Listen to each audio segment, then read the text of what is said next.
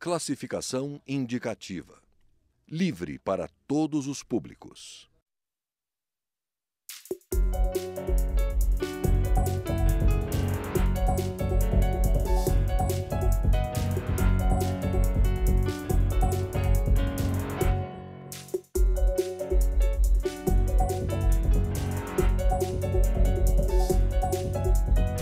Olá!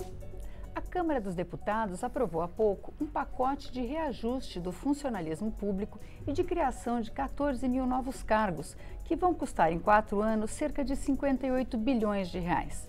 A medida, que afeta funcionários dos 3 poderes, foi bastante criticada e o governo já estuda revertê-la. Mas não são todos que condenam os aumentos. De acordo com o presidente interino Michel Temer e com o ministro da Fazenda Henrique Meirelles, os reajustes já estavam previstos e cabem no orçamento. Eu sou Vânia Alves e o Câmara Debate da Rádio e da TV Câmara vai discutir esse assunto com os deputados Carlos Marum, do PMDB do Mato Grosso do Sul, e Ivan Valente, do PSOL de São Paulo. Deputados, é justo com a sociedade que está com desemprego crescente, com arroxo nos salários, com inflação, um aumento desse porte para o funcionalismo? Deputado Carlos Marum. Veja bem, o governo Michel Temer fez a opção por um ajuste fiscal sem majoração de impostos. Essa é a nossa opção. E pela existência de uma máquina pública enxuta e eficiente. Como você consegue buscar, materializar uma máquina pública eficiente com funcionários, com servidores que há 9 anos não recebem reajuste nos seus salários? Uma ilusão, uma ilusão. E nós queremos trabalhar com a verdade. Nosso entendimento é de que o governo Dilma foi deposto por ter mentido à nação no momento da eleição. Esse, para mim, é o principal fator que levou à perda de popularidade, nem digo de popularidade, perda de sustentação popular, que acabou resultando, a partir de motivos políticos e da existência do crime de responsabilidade, acabou resultando na deposição do governo. A falta de credibilidade, resultando do fato que optou por mentir à nação para se reeleger. Esse governo faz uma opção pela verdade.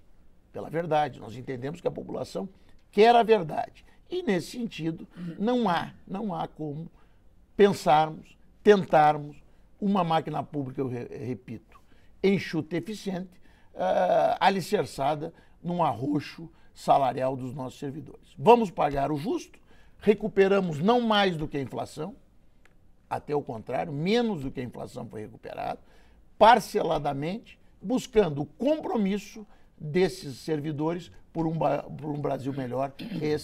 Foi esse o motivo da nossa decisão. Deputado Ivan Valente.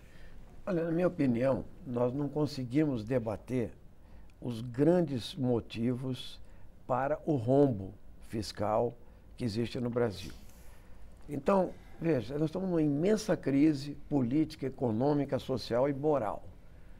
Nós, do PSOL, apresentamos uma emenda pedindo a auditoria da dívida pública. O Congresso aprovou, a Dilma vetou. O Congresso não derrubou o veto. É interessante isso. E ali vai se discutir o seguinte: quais são os contratos fraudulentos, por que o Brasil gasta 500 bilhões de juros e 1 trilhão e 400 bilhões, né, de juros, amortizações e rolagem da dívida pública. Por que não existe uma outra política para taxar quem tem? Uma reforma tributária que vai cuidar exatamente de quem tem mais, paga mais.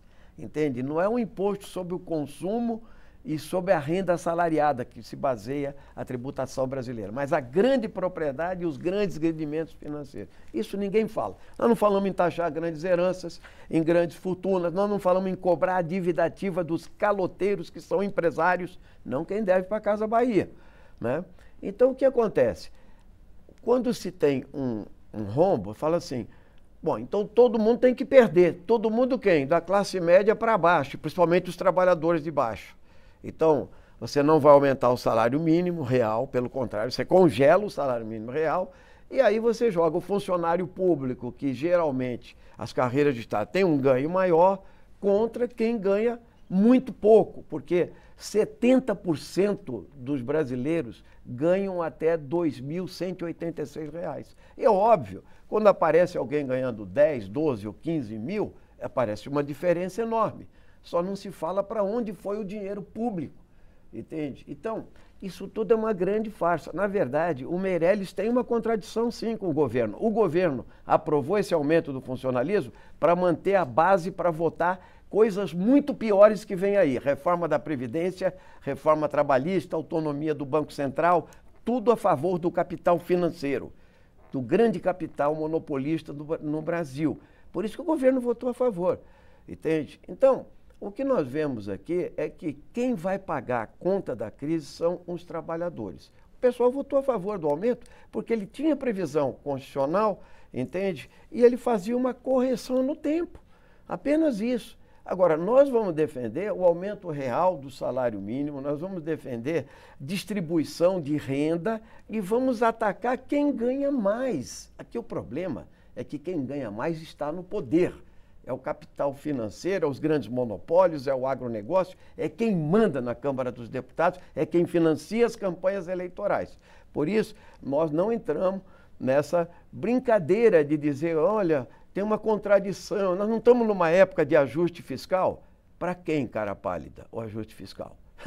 Eu quero que ajuste os ricos do Brasil, não os remediados, pobres ou a classe média. Então, esse grande debate nacional na economia não aparece nem na Câmara, nem nos meios de comunicação de massa, que também estão financiados pelas grandes empresas, né? Ninguém quer mexer nisso, porque isso é realmente mexer com a desigualdade social no nosso país. O pacote, ele tem a previsão de criação de 14 mil cargos. Alguns deles, cargos para funcionários das universidades, que estão desfalcadas. Agora, chama a atenção que o presidente Temer, ele propôs um corte de pelo menos 4 mil cargos de livre nomeação e cargos de confiança dentro do governo federal. Eu tenho aí duas perguntas, deputado Marum. São mais de 100 mil cargos de confiança. 4 mil não é um número muito pequeno? Quer dizer, se pretende mesmo enxugar a máquina, esses cargos que são de livre nomeação, que são cargos de confiança, que não fazem parte do funcionalismo, não poderia ser maior? Ou talvez, e essas vagas talvez aí não se precisasse aumentar os 14 mil? Antes de responder a respeito dos 14 mil cargos, a qual você se refere, eu quero fazer uma consideração a respeito da qual sou divergente em relação ao pensamento do deputado Ivan, que eu respeito. Eu respeito os pensamentos divergentes. Nós entendemos que na sociedade todos têm a sua função e todos têm seu mérito.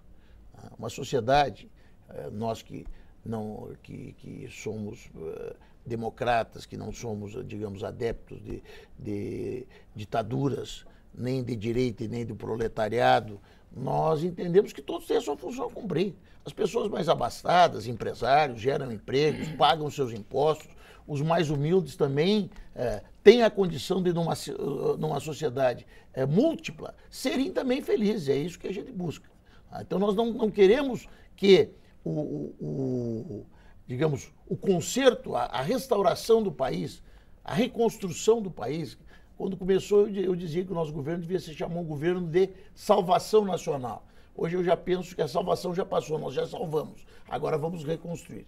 Que essa reconstrução não se faça nem exigindo algo inexigível dos assalariados e nem do empresariado. Então nós queremos achar um caminho onde todos cumpram o seu papel, evitando a sonegação, combatendo, criminalizando, inclusive. Eu penso que assim como a corrupção tem que ser criminalizada, a sonegação também tem que ser criminalizada.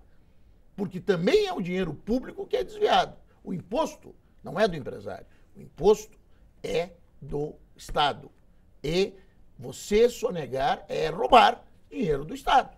Então, mas não estabelecer, não, aqui quem vai pagar a conta é o empresário. Não, acho que toda a sociedade tem que, a seu modo, fazer algum tipo de sacrifício para que nós vençamos esse obstáculo e consigamos construir um novo momento da nacionalidade brasileira.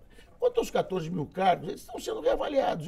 Eu também confesso que não me chamou atenção naquele momento em que discutimos de forma muito intensa a oportunidade ou não de concedermos essa readequação dos salários, digamos, a readequação do valor dos salários, me passou desapercebida essa questão dos 14 mil cargos. O governo está reavaliando isso.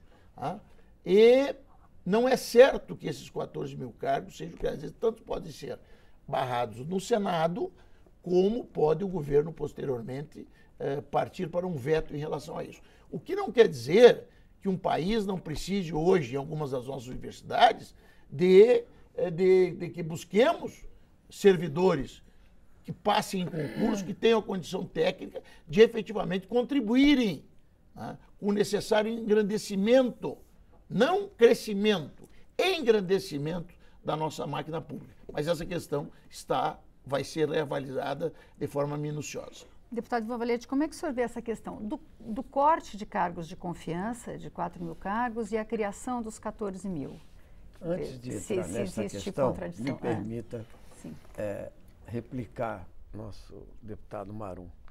Primeiro porque é o seguinte, tem gente que analisa a sociedade brasileira a partir da casa grande e da senzala. Então vai ter sempre alguém com o pé na cozinha, né?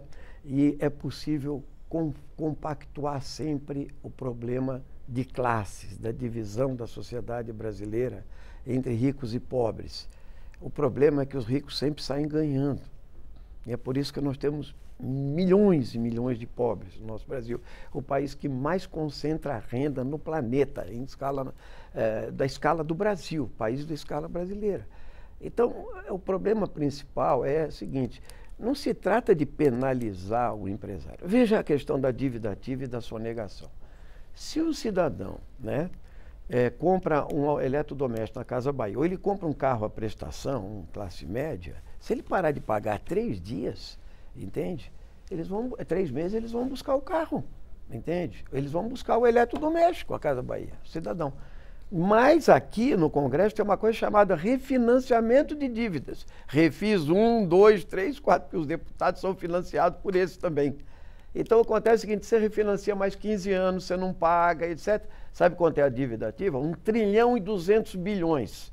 Não estamos precisando de dinheiro? A dona Dilma mandou para cá a medida provisória 664, 665, tirando salário e educação, coisas pequenas do trabalhador, seguro-saúde, coisas assim. Quer dizer, quem paga a conta são os pobres. Pega o imposto territorial rural. Por exemplo, o Brasil é continental, tem proprietários de terra que tem propriedades do tamanho do estado de Alagoas, só ele, entende? No entanto, sabe qual é a arrecadação? 400 milhões de reais o imposto. É uma vergonha, um escárnio. A especulação financeira não paga imposto, mas o cidadão que ganha 2 mil reais paga imposto de renda, entende? Os ganhos financeiros, a remessa de lucros não paga imposto para atrair capital estrangeiro. Isso está tudo errado. O dia que o povo brasileiro entender isso, vai ser que nem o Bismarck falou. O dia que o povo entender como se fazem as leis e as salsichas, haverá grandes rebeliões. Entende? É que este debate aqui não vai para o horário nobre da televisão. O sujeito entender o mecanismo de dominação de classe, de financiamento e etc. Então, é por isso que tem muito senso comum. Mesmo o corte de cargos, Marum, veja, tem cargos que são substituição. Digamos, você está na universidade, o professor se aposenta. Como você tem uma lógica de Estado mínimo no nosso país, entende? Pelo contrário, como o país é continental, tem 200 milhões de habitantes e precisa expandir os serviços públicos, nós teríamos que ter um Estado melhor para servir ao público. Então, o Estado tem que ser menor, não necessariamente. O problema é saber quem nós nomeamos, porque os concursados na saúde, na educação, na segurança pública, são necessários para manter os serviços públicos de qualidade para a população. Agora, você manter 100 mil cargos de confiança, livre nomeação, fazendo parte da governabilidade, que é isso que se trata aqui na Câmara, porque os governos sobem e querem os cargos para manter a governabilidade. Aí sim é um escárnio com a população brasileira. Então, os cargos de livre nomeação deveriam ser aqueles só de funções que executam o programa do partido vencedor, entende? O resto tem que ser feito com os capacitados pelo serviço público, pela burocracia institucional, concursada, entende? E etc. Então, às vezes fala, mas criou 14 mil cargos. Vamos ver que cargos são esses, vamos esmiuçar. Alguns são muito justos, inclusive, de reposição. Outros podem ser cargos de confiança, então precisa esmiuçar. Então nós precisamos parar de trabalhar o senso comum para a população. Senso comum é diferente de bom senso, né? Então eu acho que falta muita informação, entende? De como deveria, nós temos um país muito mais generoso, que teria que ter distribuição de renda, mas a nossa elite não quer saber disso. Nossa elite é cada vez mais perversa, ela concentra renda, terra, riqueza e poder no nosso país. É um país da exclusão social esse. E não há governo que mude isso facilmente. Se não tiver luta, pressão de baixo para cima. Este governo que está aí, temerário, né, para usar uma brincadeira, entende? Não conseguirá, porque esse governo é esse que está sendo decretada a prisão, entende? Das principais cabeças do partido no poder. Entende? Então isso não vai resolver o problema do Brasil. A gente vai fazer um pequeno intervalo e volta daqui a pouco.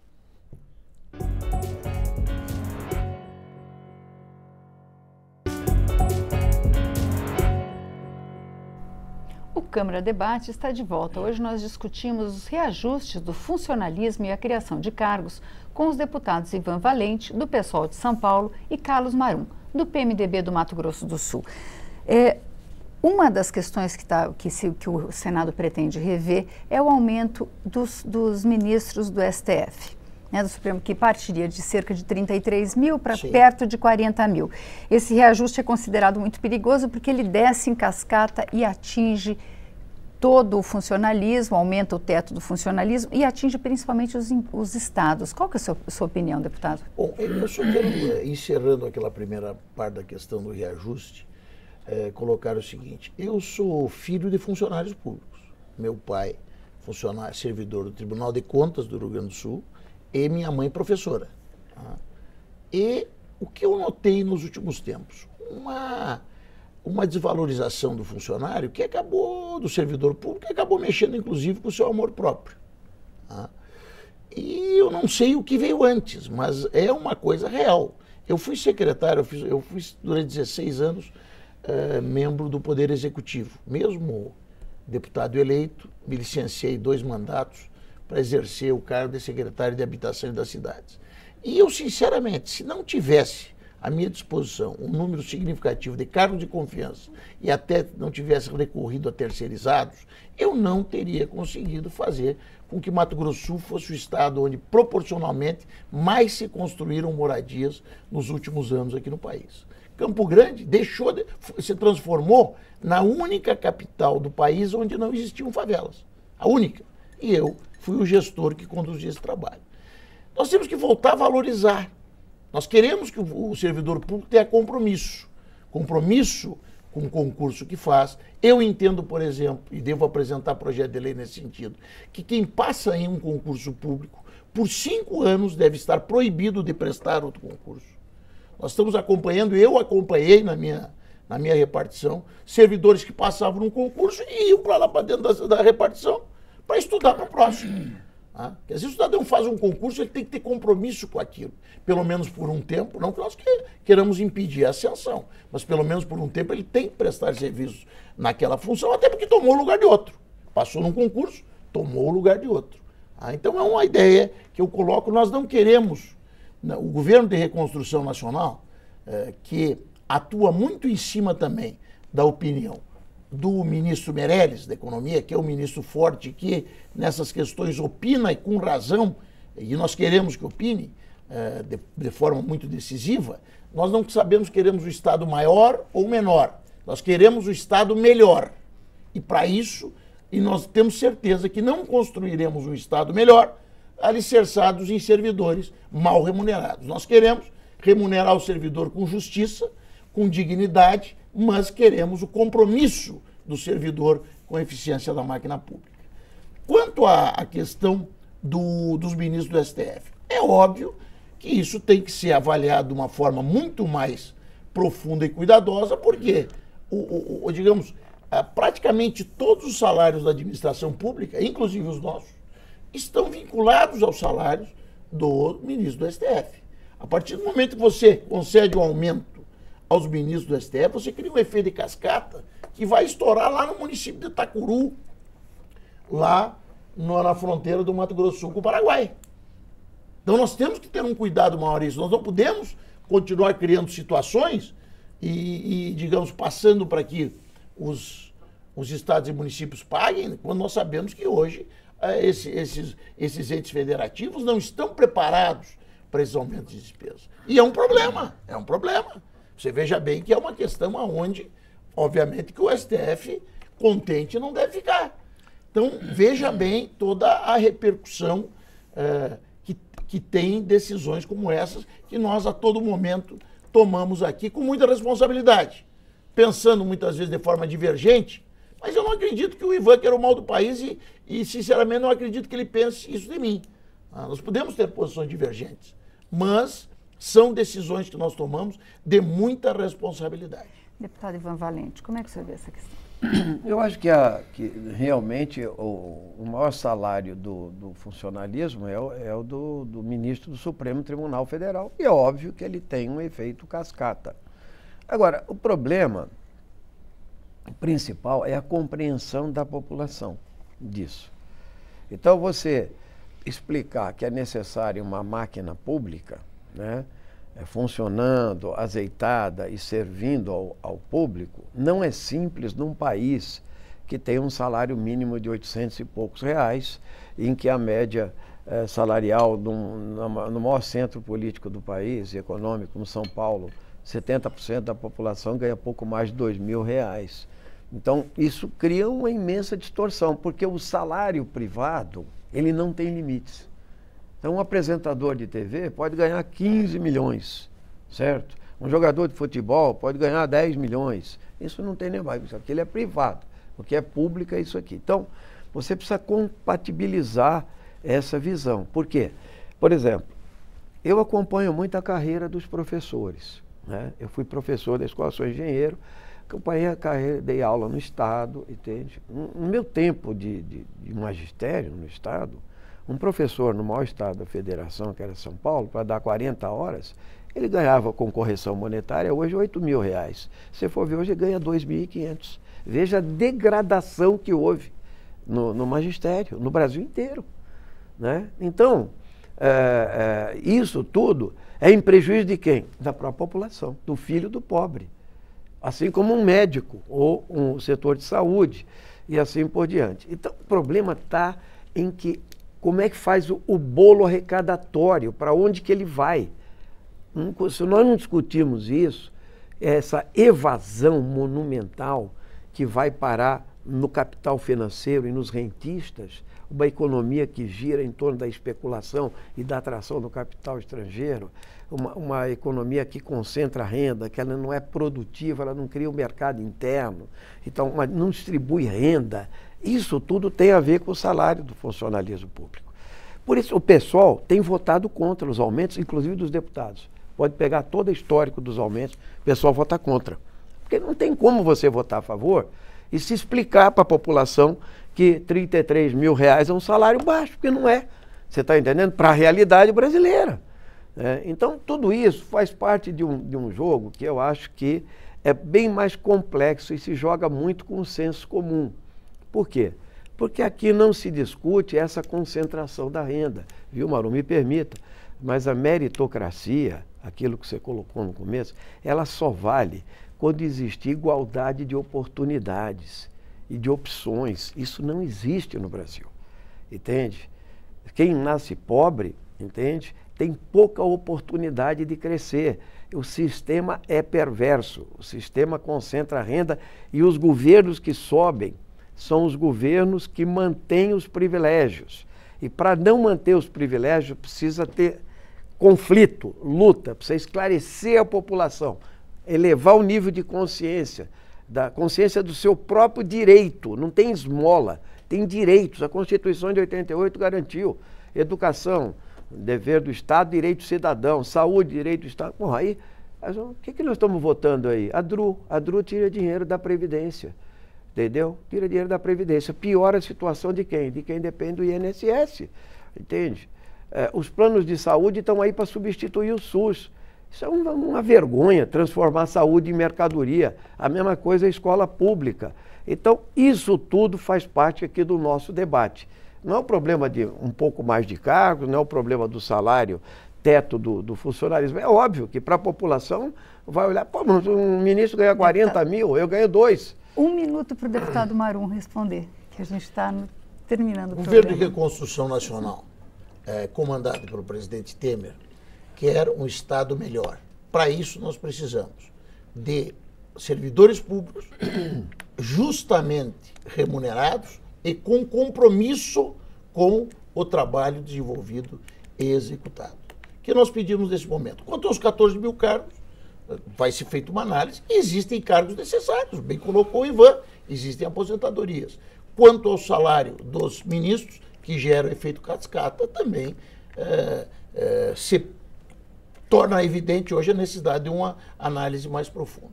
Nós queremos um governo melhor que permita que a população viva melhor e pedimos um voto de confiança ao governo Temer, que neste momento está apenas começando. Muito obrigada, deputado Carlos Marum. Muito obrigada, deputado Ivan Valente. O Câmara Eu Debate... queria só falar mal do Meirelles 1 minuto, vocês não me deixou. Não, ele foi 8 minutos, ele foi 8 anos, ele foi 8 anos ministro do Lula, presidente do Banco Central. O Lula queria botar ele para ser ministro da Fazenda da Dilma. E de repente o Temer põe. E aí todo mundo fala, agora o Meirelles vai resolver o quê? Ele vai resolver o problema dos banqueiros, não da população. Só isso. Num tempo que o Lula teve de bom governo, a gente termina aqui. Lá. O Câmara Debate termina por aqui. Você pode rever ou compartilhar este ou outros programas na nossa página, câmara.leg.br.